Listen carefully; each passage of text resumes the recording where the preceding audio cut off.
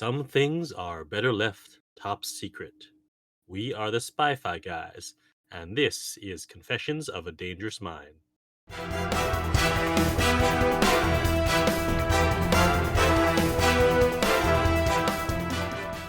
Welcome to the Spy-Fi guys, where we cover spy facts, spy fiction, and everything in between. I'm Christian. And I'm Zach. We've got another interesting choice for our spy fact movie because this is based on a book about what's his name? Chuck Barris, who's a game show host. For those of you just tuning in, here on the Spy-Fi Guys, we jump back and forth between movies that are based on a true story and movies that don't even try to claim to be based on a true story, ones that are entirely fictional. James Bond, Right. Mission Impossible, and so on. Now, this one, we're putting it under the based on a true story. But I think it falls squarely into the somewhere in between part of our tag. Yeah, I did a little research on it, and we'll get to it when we get to the spy fact versus spy fiction. But yeah, did you know anything about Chuck Barris beforehand? Did I know anything about him personally? No, but I was Yeah. familiar with some of his shows. Okay. So All right. that was Yeah. fine. Same here. I knew that he was a game show host, and he created a couple of different game shows. So You knew Get- more than me then. yeah. Shall we go to our plot synopses then? Okay, we're going to jump right into our plot synopses, our poetry plot synopses, as always. From here on, the spoilers begin. So if you haven't seen the movie yet, can't say we didn't warn you. So here's the haiku. Mustaches and butts. Secrets and fame do not mix. Decline of America. Whose mustaches are we talking about? Clooney? Clooney, of course. Okay. But that's just singular, not plural mustaches. Well, you see him multiple times. All right. I guess so. Yeah. Same with the button. Okay, and then here is our limerick synopsis. There once was a hitman named Chuck who wanted to make a quick buck. Hit it huge on TV, but he couldn't foresee that his mind will always be stuck. Interesting. All right, I I like wanted it. to get something that kind of covered the very dark tone of the movie, but I don't know if I could quite get there. Yeah, I also enjoy how much rhyming with stuck. You kind of think where you're going is, oh, he actually didn't use that. Nice. Well, I live to defy expectations. But yeah, if you've seen the movie, there's a lot of F-bombs in it. Yep. A lot. And then here is the real IMDb plot summary. An adaptation of the cult memoir of game show impresario Chuck Barris, in which he purports to have been a CIA hitman. Now, there's some big words in there for IMDb. Purports. An impresario. Yeah. All right, shall we get into our plot?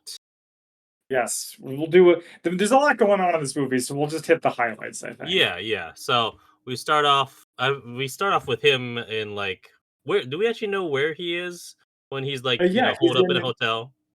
Yeah, he's in his hotel room in New York, 1981. That's and my right. initial impression, from the first, because you got the shadows, you got the aforementioned butt, and I was like, oh no, what have I done? Is this like an art house movie? Because the thing with Dick Clark, and then you had the type. Yeah. And I thought it was gonna be super boring. Yep. He's naked in his hotel room and basically having an existential crisis. Yeah, that's right. We flash back to his, I guess, how old did he say he was? 9 or 11 or something? Something when he was where sexually harassing his neighbor. Not his neighbor, his sister's friend, Tuvia. Right. Yeah, we get the Judaism immediately. Tuvia's a Jewish man. Yeah. I think he was 11 or something. Played by did you recognize him? Him? No, I didn't recognize him. A young Michael Cera. Whoa. Yeah, I was like, wait, that's Michael Cera. Oh, interesting. I did not see that. But yeah, so he's he's sexually harassing his sister's friend. Yeah, and then basically his entire motivation is, she's tired of getting rejected by beautiful women he's trying to go after. And he hears that, TV is the wave of the future.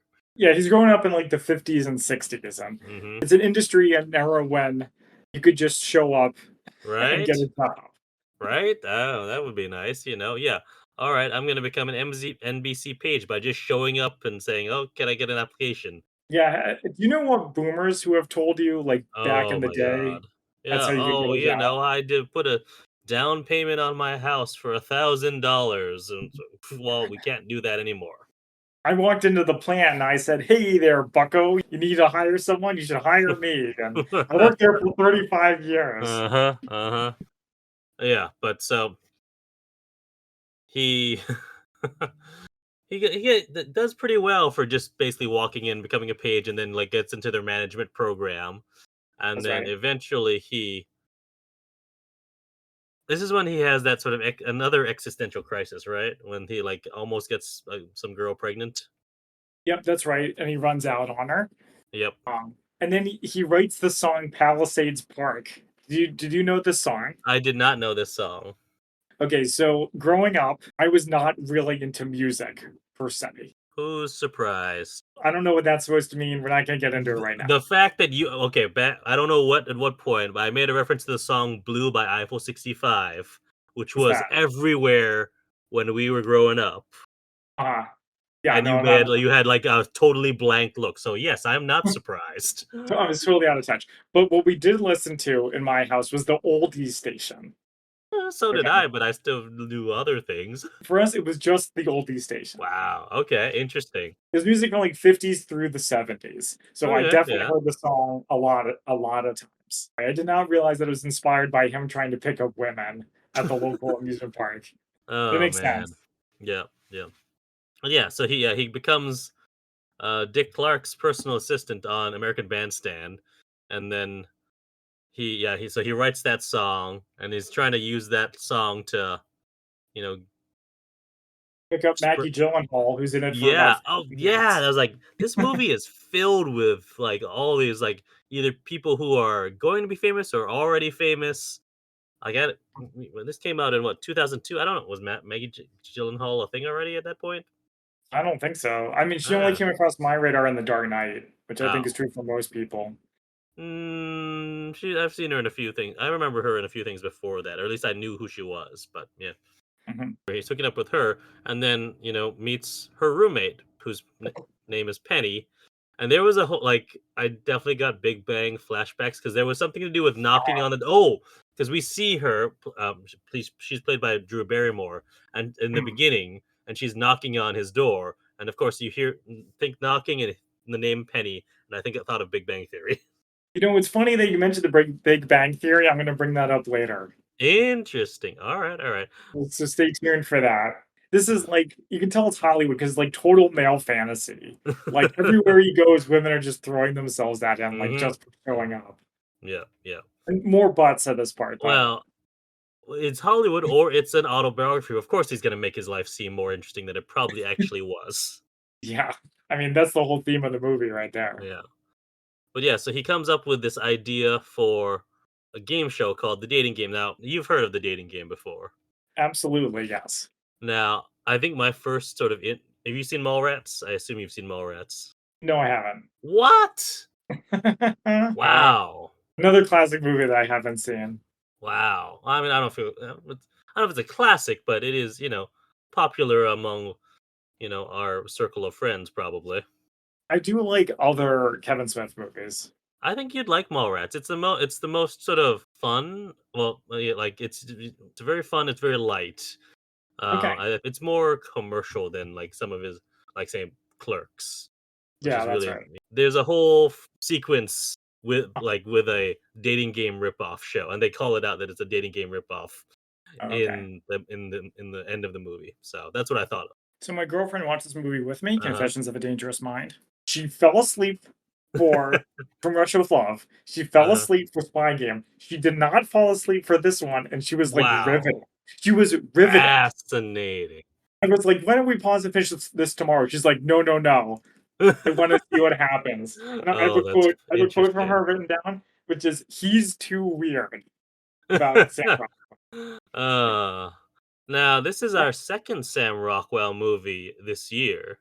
that's right. That's right. This I had forgotten about Argyle, but then, like, I don't know why I thought about it just now. I was like, oh yeah, because he's got long hair and a beard. So, oh yeah, no, that was Yeah. him. And he's a spy. Anyway, so he creates the pilot for the dating game, but then it gets shot down in favor of Hootenanny. What is Hootenanny? Well, I think that's the point. Like, no one's heard of it now. I mean, It's a apparently it was an American musical variety TV show. So it's a variety show. Okay. Yeah. It's kinda like these you hear stories of people who turned down the Beatles for some flash in the pan band that no one knows Right, right. anymore. It's supposed to be like that, I think, is what Hmm. he's getting at. So, as he's in the depression of not, his show getting, not even canceled, but pre-canceled, never even getting picked up, he Mhm. is kicked out of a bar for fighting, and he's approached by CIA agent Jim Bird, played by George Clooney, And his mustache. and his mustache, who recruits him to be an assassin for the CIA. He'd be a contract agent, so not technically working for the CIA, but being contracted out by them. So something I quite like is he's like, "What are you doing? I work in TV. I'm like a Mhm, mess. So mhm. why do you want me? Can't you get like a Navy SEAL or something?" And Apparently, he fits a profile. And I love that. I love the mysteriousness of the profile, because he never explains what the profile is or what it says about him. It's like in Star Wars where they mention something and it's left unexplained, and it's cool because it's mysterious. I It's don't understand. I don't know what you're talking about. Because all of those mysteries are now gone. We know what Boba Fett's like under the helmet and his whole backstory. right, case in point. My girlfriend kept being like, "Why does he keep working for them and why?" And I'm like, "Well, I think what the movie's implying is that the profile says that he's easily manipulated, easily will do what he's told, and will kill for them, basically." He has a way in terms of talking with people and getting into places. That's right. Yeah. Mhm, But yeah, so they do have a little training montage, which I always love a spy training montage. mhm, I mean, it was not as good as the one last week with Spy Game, but it was still pretty good. It's really showing him, mhm. pretty doing pretty well in terms of the training course. And I realize now that this is like the second movie in a row where we have a contract agent, because we also know that what was his name? Not Muir. Bishop, Bishop, yes. Tom Spy Bishop Game, was a contract agent as well. and Spy Game. Actually, now that you mention it, this movie has some similarities, how they go Some through time and places. Mhm. Yeah. We see him going on, I think it's his first mission in Mexico where he kills a guy. That's right. You don't see it, Yeah. you just see him walking away, and they Mhm. come back to it later. But like all throughout this, we also have like flashes of Penny and what she's doing. And now when he comes back, Penny is declared that she's a hippie now. My girlfriend was like, "What's a hippie?" And I really didn't know how to explain it. That's funny. ABC had apparently had a hole in their programming, and so they decided they were going to greenlight the dating game. And by 1967, the show is a hit. Doesn't he have to make some changes, and he has to shop it around to different networks? No, he doesn't shop it around to different networks. It's what he does is he does have to make some changes. They Yeah. record a bunch of episodes first where there's a lot of just lewd comments. Yeah, that's right, that's right. Yeah. So, did you see The Fall Guy with Emily Blunt and Ryan? No, I need to. I want to see it. Okay, well, not giving anything away, but they're making a movie Yeah. while all the spy stuff is going on. Is it spy stuff? Can we cover it? Well, it's more like detective stuff, to be Okay, fair. that's the vibe I was getting. Is like it's he's trying to solve a mystery. But the crew that I watched it with, we found the movie stuff to be more interesting. Ah, yeah, Because and that's how I'm feeling about this. I'm more like the spy stuff's interesting, but I'm more fascinated by like the game show stuff. in the Fall Guy, it's like how they do the stunts, how they do the Mhm. effects. Yeah. Will the movie get made because they almost run out of money and stuff like Uh, that. So mhm, yeah, and of course we know these shows, like we know the dating game. I've never mhm. actually seen the dating game. Have you? I don't know that I've seen a whole episode. Yeah, but I like have seen clips of it. Have you seen the serial killer one? No. Okay, wait, hang on a second. Okay. I'm not going to save it for spy fact versus fiction. So one of the most infamous things about the dating game was a serial killer named Rodley Alcala appeared on the dating game. Obviously, they Huh. didn't know he was a serial killer at the time. But Wow. if you go back and watch the clip, you can find the clips on YouTube, and it's very creepy. He That is murdered 6 women and crazy. 1 girl in the 1970s. Ooh, wow. Yeah. So but anyway, so I've never seen the dating game. I think I've actually seen more. I've seen clips of it, and I know I've seen clips of the Newlywed Game, which we'll get to in a bit. Oh, yes, yes. Did you like the scene with the FCC guy chewing them out? I did enjoy that. So yeah, so they pull in that guy from the FCC to like basically just make sure that they don't see anything completely inappropriate. Because they can they'll get fined and they'll pass on those fines to them. Yeah, it's interesting how I guess the impressions are supposed to be real people. Hmm. And but it's a difficult line to walk because you want to be entertaining, but you also can't get hit by the FCC. So that was tough. But I guess it worked for the show. It worked Yeah, for them. seemingly did. Yeah. We get a view of one of his next CIA missions. He goes to Helsinki, Finland, and he meets female operative Patricia Watson, who's played by Julia Roberts. Oh, Christian, did you like how we got to Helsinki? Because the CIA was like, we'll send you there as a chaperone for the winners of the dating game. Oh, yes, that's right. That's right. So Talk about I forgot. synergy. Yeah, I mean, oh, that's right. It was their idea that, like, all right, because yeah, for the dating game, they would like send them out to dinner or on a date somewhere local, somewhere cheap. But then to up the Mhm. stakes, they would like send them out abroad. And yeah, he goes and he's got that like super annoying like contestant who's like Yeah. basically turned off the woman somehow. And did you like the cameos here? This was What like did I miss? my favorite part of the movie. Oh, Brad Pitt as one of the contestants. Yeah, I saw that. And Matt Damon, yeah. Matt Damon, I missed Matt Damon. Yeah, the camera pans the 2 of them, Uh, passes the 2 of them, and then it uh, ends on, like, this roly-poly guy with the neck beard. oh, oh, I missed Matt Damon. Wow. Yep, he's just But sitting yeah, but next yeah. to Brad Pitt. So yeah, so as he's in Helsinki with with the really annoying contestant and the woman who's not interested in the male contestant at all, he's trying to do his his assassination mission, and he meets Patricia. Hmm. So, Christian, how do you feel about Julia Roberts? In what way?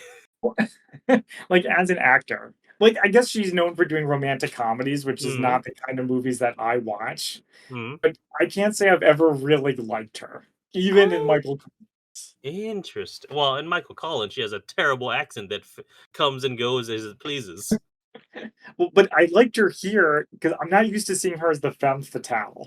Yeah, it's a new role for me to see her in that. Like I probably probably the most exposure I have to her is in the Ocean's movies, which well, just at least those first two, Hmm, and I like her in those. okay. But she doesn't really have that much of a character in them, really. So it's like I said, it's a huge ensemble. But yeah, I like her here. Yeah, the femme fatale is a different role for her, and I liked it. Mhm, absolutely. Sleeps with her, right? I'm trying to remember. Yeah, we get another butt. We're That's counting right. butts. Is it? It's mostly his butts, though, right? It's entirely his butts, that's why it's Yeah. funny. Yeah.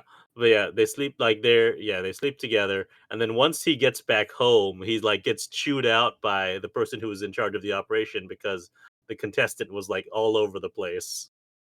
Yeah. I find the idea of, like, this contestant from the, game show, like, wandering around while he's, like, doing a hit. Like, I just assumed, Christian, in my foolishness, I Uh-huh. assumed that he would ditch the contestant You would at a think so, but he's hotel. supposed to be a chaperone, so yeah.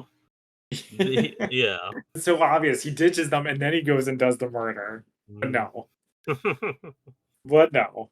But yeah, so once Barris gets back to the states, he has the idea for the Newlywed Game, which is sort of a offshoot of the dating game. And Yes. Which I would I'm argue is more successful. Or at least people yeah, talk about it more now. Yeah, and I think they did show one of the clip that I've seen, and I'm not sure if they reused this clip or they actually refilmed the new footage of the of acting out that clip of what's the strangest place that you've had the urge to make whoopee. Which I can't believe they got away with back then, but I guess some time had passed. Yeah, yeah, And but the I've FCC seen, guy was a little, more laid yeah, back. or just shocked. Yeah. But yeah, so that's going on, and then Barris's and Penny's relationship is like hitting new levels. They buy a house, and there's a point where she like jokingly proposes marriage, but he like completely you know freaks Mhm. out. Yeah, he's afraid of commitment. As has become clear at this point, he's got issues.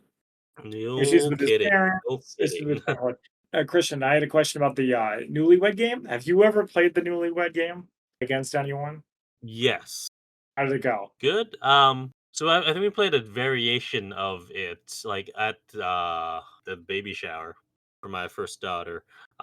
Where it's my wife's family calls it the shoe game, where basically everyone holds a shoe. I think they do this. Sometimes they do this at like wedding receptions too. It's like you're Mm. holding a shoe, your both of your shoes, and you're supposed to like one side is if it's they'll ask a question of who's more likely to do this or that, and like you hold up one shoe for your what if you're holding it you're right, that's right, you each get one shoe, one of yours and one of theirs, and you hold up one shoe if you think it'll be them that's more likely to do this or more or if it's your own shoe, so it's kind of like that. We played that at ZJ's, who longtime listeners may know from all of our World War II Hmm. episodes. We played that at his wedding reception. Ah. Or rather, I watched him and his wife play it. Bird sends him on a mission to West Berlin in 1970, and I like how we get the reveal of this is that we have the Newlywed Game, and the winners said they're gonna go to West Berlin, and then you see them looking at each other like, Right? Better than East Berlin. true, true. But yeah, he's supposed to assassinate someone named Hans Colbert. Did him teaming up with the CIA for showbiz, did that remind you of Argo? I actually didn't think about Argo at all, but Yeah. interesting to bring it up. Yeah, Mhm.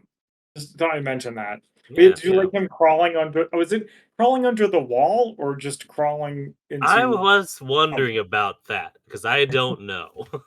Well, I feel like he does go into East Berlin because we get Trabants. Oh yeah, no, there are Trabants, and Mhm. he is supposed to be in East Berlin because he's assassinating an East Berliner.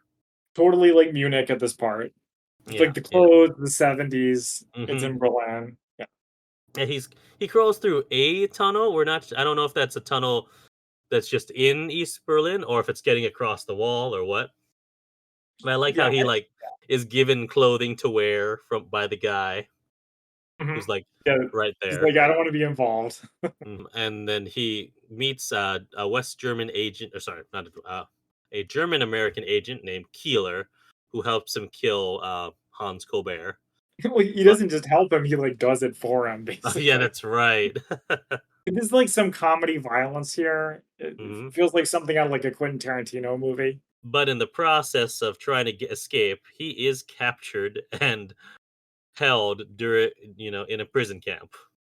I like that they didn't spend too much time with this part because prison sequences are always very tedious. I think Hmm. I've been on the record that I don't like them. But it's revealed that the person who he gets exchanged for, did you catch who that is? Yeah, it's The Bachelor.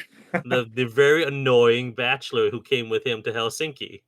Yeah, I like that, it was And a funny twist. yeah, it's a good twist, and also like the fact that for just for that guy, they had to trade 7 people from who were captured in East Berlin. Yeah, and they all roll out on the truck.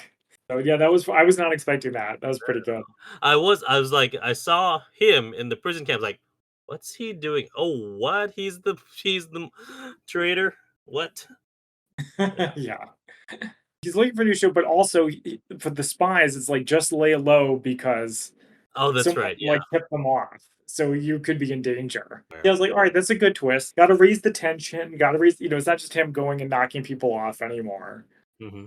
But anyway, yeah, and also he needs a new show because his old shows are getting canceled or whatever.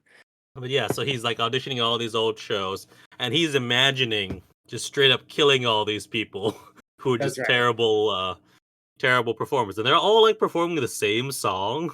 Yeah, well, yeah, it's two women with guitars doing the same song twice in a row, which is pretty funny. And he like comes up with the idea of, all right, we'll let them.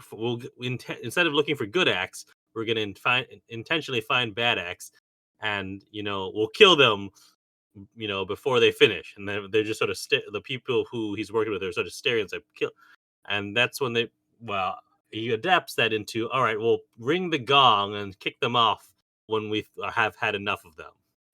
So, yeah, that becomes the Gong Show. So, are you familiar with the Gong I am Show? familiar with the Gong Show. Oh, Yes. okay. Why is that?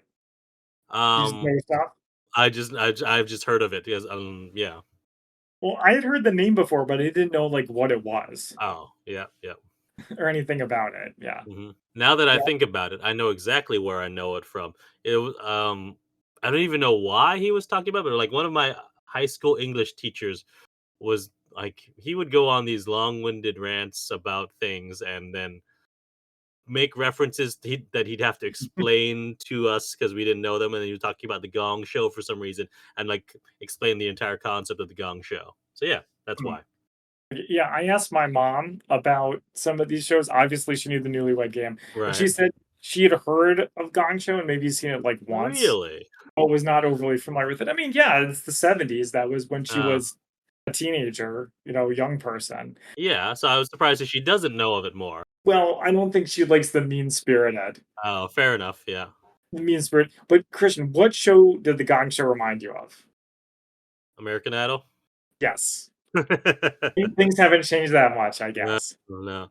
Or I mean, I really did think about that, like, especially later on when they are sort of, you know, doing some character assassination on him about how he's, the worst because he brings out the worst of humanity in TV. I was like, oh, so because of him, do we have like the rise of like reality TV shows and like starting with Yeah. an American Idol and all of that? Huh, I can see it. I can see the direct path. So I didn't actually go and find it for Spy Fact versus Fiction, but I do seem to remember similar criticisms being leveled against American Idol. I believe it. And it's like laughing at other people's um well, it was kind of like, do these people, the question everyone was wondering is like, do these people know that they're bad at singing and they just want to get on TV? Or are they Some actually that maybe. delusional? Yeah. So But yeah, so in the background of all of this, we find that the German American agent who he worked with, Keeler, is murdered, and Bird warns Barris of a mole in the agency. And at the same time, also his TV shows are getting canceled due to poor ratings. And it's all just sort of piling up on Barris. Penny catches him cheating with someone in their house, even though apparently she didn't actually put down any money for it, and it's probably not on the lease, but she helped decorate it and helped him choose everything, so she feels like she has a stake in the place. yeah, she certainly feels like it's her house. Hmm. I can't really blame her. There's No, also I don't. a creepy scene where he hires a prostitute to sing him happy birthday and Oh give him like yeah, we learn later that she's dressed like his mother doing that. And which we're moving forward to ugh. 1979. Yeah, yep. But yeah, so There's a part where Pamela, aka Julia Roberts, like comes back in from the field. Patricia. Patricia, not Pamela, Yeah, excuse me, Patricia, not yeah. Pamela. Oh yes, that's right. This is kind of my least favorite part Yeah. is there's a montage where it looks like there's supposed to be a love triangle Mm-hmm. between him and Patricia and Penny, and Yeah. I was very thrown by this Why? because I was never under the impression that he loved Patricia. I thought Oh. she was just some hot piece for him to screw Yeah. whenever he felt like it. Hmm. She certainly doesn't seem to love him, No. certainly. So I thought that was really weird. And then also at some point around here, they say there's a mole. Mhm. Yeah, yeah, We've established that. But yeah, yeah, okay, so now we have the part with Bird at the pool. yeah, and so he asks Bird, why was he chosen to be an assassin? Apparently, it's revealed that, they have all these files on him, including the fact that his father was a serial killer. but like Yeah. his mom had no idea when they got together. Yeah, it's almost, like, comical how, like, messed up his background is, Right, and the fact that he like right? the twin part. So, Christian, how much of this do you think was true? Oh, absolutely none of it. Yeah, exactly. Exactly.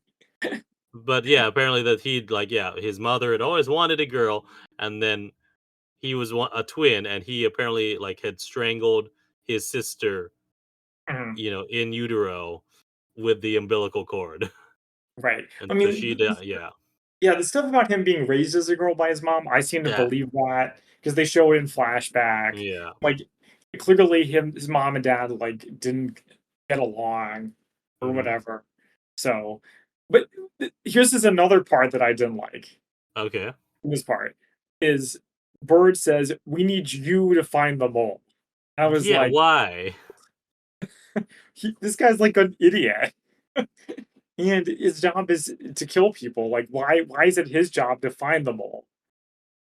I thought that was very weird. And then also, Hmm. you see him like bleeding into the pool. Yeah. And I first thought it was Chuck's imagination because Hmm. we had seen something earlier Hmm. where he was imagining something terrible and then it turned out not to be real, turned out to be a Yeah. dream. Hmm. But Bird doesn't come back. So I guess he dies. I I guess think he's dead. I think so. I think what we're and it's with the nature of this film, it's hard to really tell. It's up to interpretation.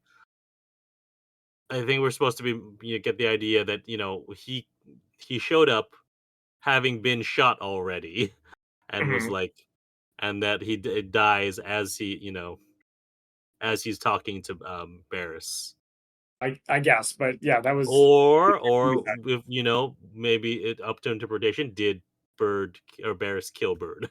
I don't think so. well, I know I never really thought that, but Yeah. or maybe none of it actually happened because Barris doesn't really do much to find the mole. Mm-mm. He just sort of bumbles his way through life the same way he bumbles his way through everything else. Yeah, and so this is where basically we sort of catch up to the beginning of the movie, where Barris is spiraling out of control. This is where he has that like what's the breakdown while he's oh yeah, we never actually talked about how I think the Gong Show is the first show where he's actually in front of the camera and he's actually the host of it. Yes, that's right. That's right. So I don't think he was actually on air for Dating Game or Newlywed Game. I don't think he was actually the host of those, or was he? But yeah, this is when he starts to go kind of crazy. Like he pulls his gun on the unknown comic Oh, guy with the yeah, bag that's on his right. head. Yep, yep. And, yeah, he, like, has a breakdown, like, while on camera, just sort of staring at the camera when he's supposed to be introducing an act. Mhm. And then, so he, like, locks himself away in the New York City hotel room. Yeah, there's also a jump scare where he's looking at a painting of a saint. It's Uh-huh. like it's like enormous. This is where it's starting to go kind of crazy. Yep, yep. Again, kind of like an art house movie, but at this point, I was locked in, so I was okay with Mhm. it. But, yeah, so Penny comes to see him and tries to convince him come back to California and get married. I can't believe she's still with him, like, Right? 20 years Right? later. She still hasn't given up on him. And you see him finally sort of shake himself out of it, shave, put on clothes because he was naked that entire time, shave Yeah. his beard off, cut his hair, and we see him getting ready to go meet someone. We assume it's Penny, but it turns out to actually be Patricia, and they're meeting up in Boston. And she seems like totally into him. Yep, Like yep. the whole rest of the movie, I feel like she could barely stand to be in his presence. But now she seems to legitimately like him, which made me suspicious already. Yeah, had dinner. They're meeting up, and they're having a cup of coffee in her hotel room or apartment or wherever, in her place. There's they have coffee and then he collapses. Mm. So, And Christian, how much yeah, of this did you figure out? Because I totally fell for all of it. I fell for it. I had to rewind it to be like, wait, what? Oh, what? I love this sort of thing. So like but I didn't catch it. I did like on the rewatch. I was like, oh, that's the part. What? That's why he. So and what we're Mm, talking about is that there was poison in the coffee, but he sees it, switches, and he actually doesn't. I like how he does this though. So he Mm, doesn't switch the cups. He moves. There's like a piece of sugar, was it a sugar cube or something on one yeah. cup, Mm, which is supposed to reveal which one, and it was like near Patricia. So he assumed that's the marker that it's actually the safe one. So he moves that as he's like saying, I could learn to love this skyline. She's looking. He switches that, and then he doesn't rotate the entire plate. He just turns around which way the cup or the container of milk is, so it looks like that she had put it down wrong. it's the smartest thing he does this whole movie. Yeah, when she sees that, she flips the cups. So even Mhm. though it looks like that he has been poisoned and she like reveals that she is the mole, even though it looks like the Barris is the one who drank the poison, he's okay. And it's actually Patricia who drank the poison and like is revealed, it's revealed a minute later as she starts to collapse and Mm. dies. So I thought it was like, whoa. For once, he doesn't bumble his way into success for a change. Yep, yep. Now that you think of it, yeah, it is the smartest thing he's done in this movie as a spy. I guess because I'm kind of mixed feelings here. Like on the one hand, I felt dumb, like I should have figured it out already. Because spy movies, the mole is never some random dude that you've never seen before. The Yeah. mole is always a character you know, and there aren't that Mhm. many characters in this movie. I had So thought it was gonna be Bird, and then he was dead. So okay, that rules that out. it's like so it's either her or Penny. Somehow I Yeah. don't think it's Penny. No. No. Maybe it's the unknown comic. It could be. Anyway. But yeah, so after she dies, he goes home and starts writing his autobiography, which is, called Confessions of a Dangerous Mind. Mhm. He decides to finally marry Penny, and did you like how in their like what is it, their pronouncement, like the priest is just listing off all of his accomplishments and all the shows that he made. Yeah, I guess he's a fan. Or Barris told him to do that because he's got that kind of ego. Oh, yeah. I did not think of that. But yeah, but Penny seems to not like it. Well, she rolls her eyes at it, but she also knows who she's married. Yeah, I mean, at this point, I should One would certainly hope hope, at so. least. Mhm, But yeah, and then I like this. The very as they're like coming out of the ceremony, and all the people are throwing rice, like mhm, that tradition.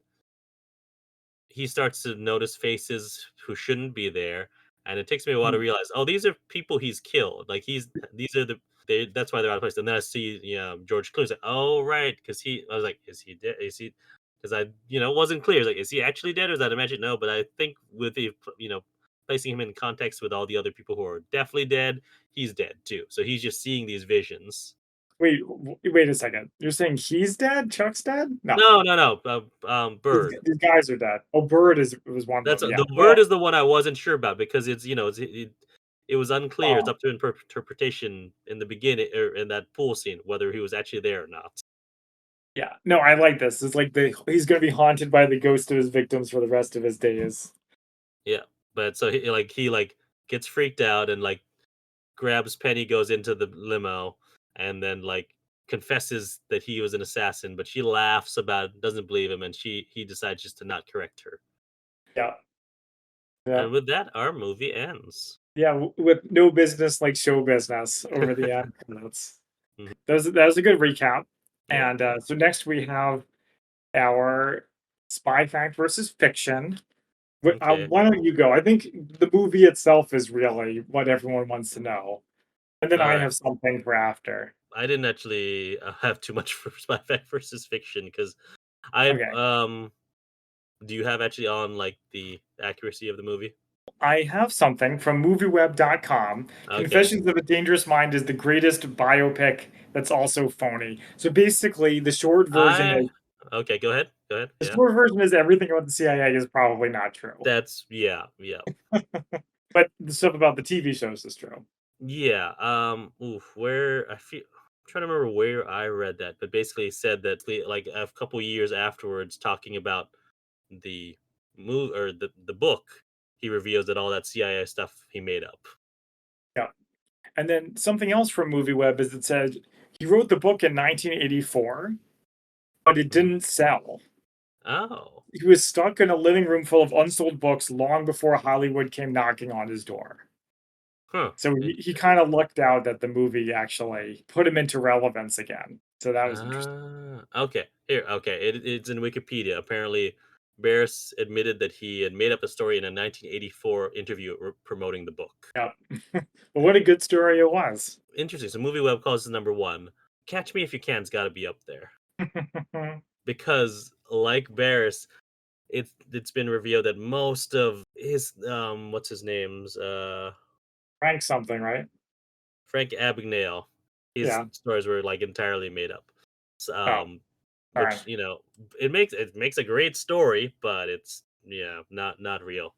So what I do have for Spy Fact First Fiction, there is a mention when he's on he's working on the Dick Clark show, or no, American Mhm. Bandstand, was it? It was American Bandstand, yeah. Yeah. So he mentions that because that like he was there in the aftermath of the payola music payola scandal. So payola in the music industry is the illegal practice of paying a commercial radio station to play a song without the station disclosing the payment, so without them saying that they're being paid to actually promote these songs. Oh, okay. I did not catch that. And this is all from Wikipedia. Apparently, in the 1950s, independent record companies or music publishers frequently used payola to promote rock and roll on American radio. Mm. And there was a whole like investigation with it from the like with a congressional investigation and a whole you know carried out by the House Subcommittee on Legislative Oversight. Wow. Yeah, so this was apparently a whole big thing that I did not know about. Yeah, me neither. And then in terms of I did look up sort of the three prominent game shows that were mentioned here. The dating game, so it first aired in December of 1965, and it was actually went through the 80s. Mhm. Actually, ABC actually dropped the show in 1973, but it continued in syndication as the new dating game, and then it was revived three additional times in syndication as the all new dating game. Wow. Yeah, I guess So that's people love it. yeah, yeah, it was popular. And then the Newlywed Game in 1966, and then got revamped a number of times, including as the new Newlywed Game, the Newlywed Game starring Paul Rodriguez. Don't know him. I don't know either, but yeah, that's also according to Wikipedia, the many of the Newlywed Games questions dealt with making whoopee, which is the euphemism that producers used for sexual intercourse to Right. circumvent network censorship. But yeah, and then the Gong Show. Okay. It only aired for 2 years, like in the daytime schedule from 1976 to 1978, and then in syndication, and it like would go away and come back from syndication. But one of the reasons I do actually know is because in 2017 they revived it. Hmm. Well, and it was being produced by Will Arnett from Arrested Development, but the host was Mike Myers, and a Wow. character as a previously unknown British comedian, Tommy Maitland, and who had like heavy makeup and was like really weird. That sounds weird and a little bit scary and depressing. I think it would give me a lot of emotions. Yeah, so it aired for 2 seasons. Yeah, that's what I've got for Spy Fact versus Spy Fiction. Okay, so the last thing that I have is I was watching this movie about a Hmm. guy named Chuck who made shows that were popular, but people said he was leading to the dumbing down of America. And that Okay, got me thinking about another Chuck. Chuck Lorre. Yes, how familiar are you with Chuck Lorre? A little bit. I mean, I did watch, yeah, actually a decent amount of Two and a Half Men, Mm-hmm. and then I watched the first couple seasons of Big Bang Theory before I realized, oh wait, they're not making jokes for nerds; they're making jokes at nerds. Well, fair enough. Well, Christian, what you may not know about Chuck Lorre is that he started his career as a songwriter, and since Huh. you know more popular music than I do, he All wrote right. a song called French Kissin', which Hmm. Deborah Harry made a top 10 UK hit. Okay, not familiar Does with it it. sound familiar? Well, in the early 1980s, he turned to writing scripts for animated shows. His first project was the animated show Heathcliff. Ha! Remember Heathcliff. Heathcliff? Wow. Yep. But Chuck Lorre also co-wrote the soundtrack to the 1987 animated TV series Teenage Mutant Ninja Turtles. No. Did he write That's the theme right. song? Well, co-wrote it. Wow. Yeah. So I remembered when his shows came out, people criticized them for being sexist, mean-spirited, Mhm. stupid. But then I went back to try to find it on the internet and I wasn't able to. The closest thing I could find was a article on looper.com that said every Chuck Lorre sitcom has the exact same problem. Mhm. It says he churns out sitcom after sitcom, and they all have the exact same problem in common. It's not their irritating laugh tracks, it's the fact that Laurie's jokes are flat out mean, and most of his characters are unrepentant jerks. But rather Yeah. than digging into this, his shows are falsely presented as stories about friends, family, and togetherness. They're also marketed as funny. So, Wow. my dad loved Two and a Half Men, and Mhm. it's kind of lowered my respect for him a little bit. I'm not gonna lie. Like Two and a Half Men is like stupid, mean, not very positive depictions of women. No, it's not. It's pretty terrible. My girlfriend likes Young Sheldon, and apparently I that's a little bit better. I've heard actually good things about young Sheldon, so, Yeah. yeah. So, Christian, have you seen a couple YouTube videos about masculinity and the Big Bang Theory? No.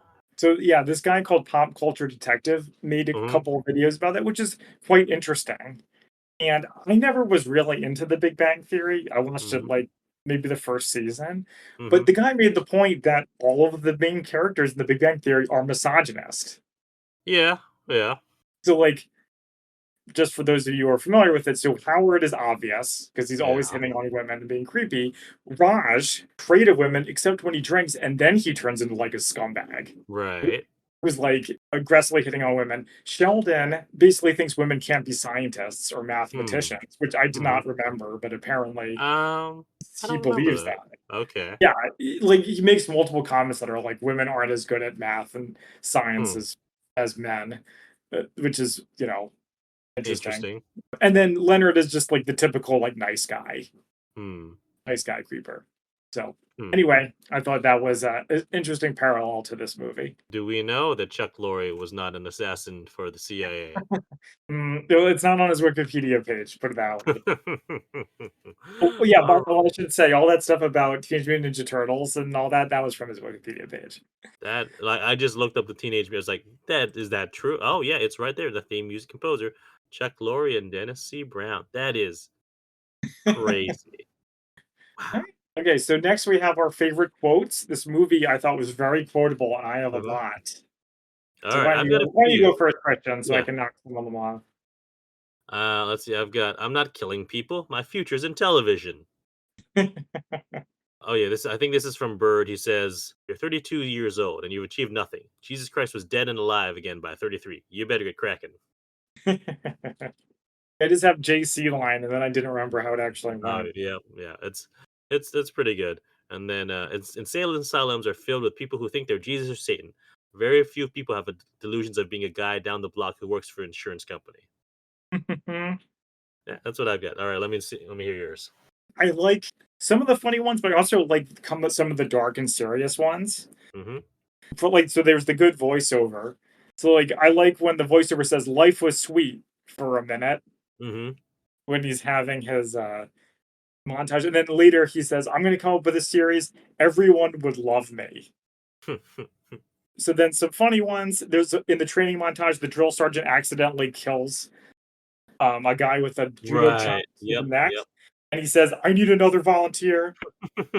There's a part where Penny says, "Oh, it's Montessori's revenge," about Alright. diarrhea in Mexico. Somebody calls him a assassination enthusiast. Mhm. I think my favorite line in the movie is Julie Roberts says, "You're not like the other murderers." At the end, I like after Julie Roberts dies, he writes with her finger "no love," Oh, the bar, yes. Mhm. which I think he was speaking from his own experiences on that one. But then I do, even though Christian, I wanted to talk to you about this if you Alright, don't let's mind. hear it. The very end of the movie, which we skipped over, is it's the real life Chuck Barris saying, "I got an Oh, yeah. idea." It's the old man game, and I won't say the whole story, but Right, yeah. basically, if you don't kill yourself, he gets a refrigerator. Is the guy who pays. It's like the But then 3 three old spies, was it? Or was it No, three it's old just men? 3 old guys, just 3 That's old right. guys. Yeah. But Yep. then so my initial reaction to that, I was like, "Chuck, like, what are you complaining about? You achieved your dreams. Yeah, What are you talking about? Like, all the regrets and dreams you never achieved. Like, you did what you wanted. What are you complaining about?" I don't Then I I spoke to mean, my yeah. girlfriend about it. And she's Mhm. like, "Well, he's, like, totally messed up, and Well, even yeah, achieving he his is so dreams." messed up. It's more I guess it's more like everyone else.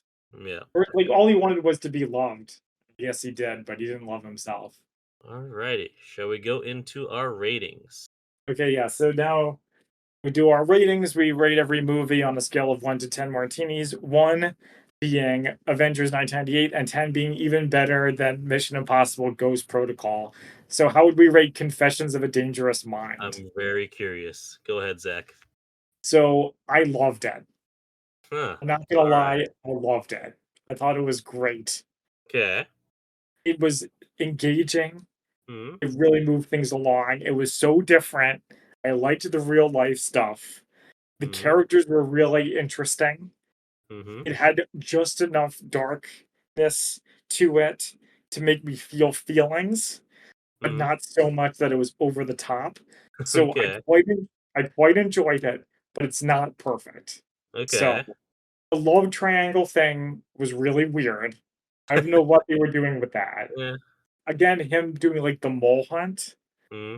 it was kind of like I was like, why? Again, like we talked about, why are you asking him to find the mole? That's not his job. And the fact Maybe that the because no line one is else not left. true. He's the only one left. Yeah. Yeah. But I just thought it was a really engaging and a really well done movie. So I'm going to give it an 8 and a. Wow. Wow. Yeah. Yep. I thought it was that Yeah. good. I mean, so interesting. Interesting. Like, I enjoyed this movie, but it's not a spy film. It really isn't. Like, yes, there's that second, but it is really more about the game show part and about his just own demons.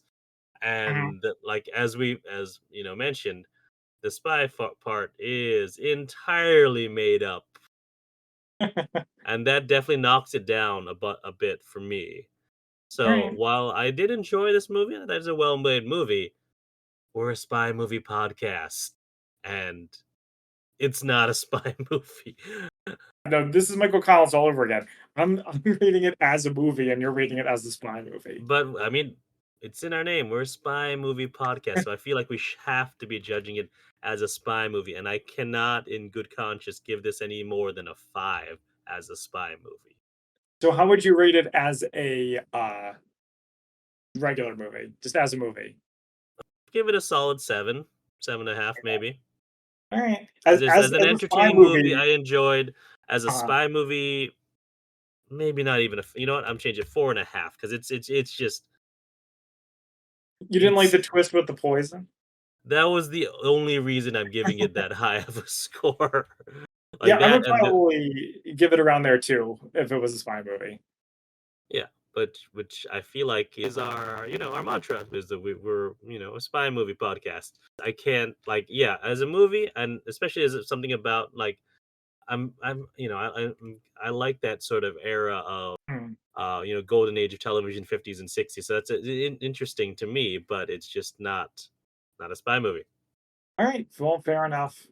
So, anything else we want to talk about, or are we done? Well, I don't know if we want to discuss this on the air or not. We can cut this out, but our next episode will be our 100th regular episode, not including your dead drops and microdot episodes. All right. Well, thanks for joining us, everyone. You can find us on social media at the Spy-Fi Guys on Facebook, Twitter, and Instagram. And you can also find us on YouTube, where if you would like to listen to your podcasts over there, we're up there. And you can also find our merch store at redbubble.com. Until next time, I'm Christian. And I'm Zach.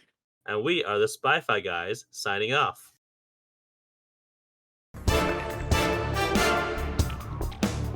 Thank you for listening to the Spy-Fi Guys. If you enjoyed our podcast, please be sure to give us a 5-star rating on iTunes. The theme song from this podcast is Mistake the Getaway by Kevin MacLeod from Incompetech.com. Licensed under Creative Commons by Attribution 3.0. Films, books, and television shows reviewed by our podcast are the intellectual property of their respective copyright holders, and no infringement is intended.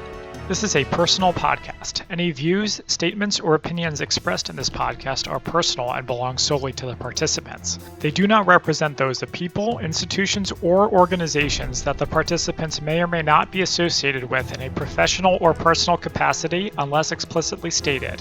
Any views or opinions are not intended to malign any religion, ethnic group, club, organization, company, or individual. You can find our podcast on social media at The Spy-Fi Guys on Facebook, Twitter, and Instagram.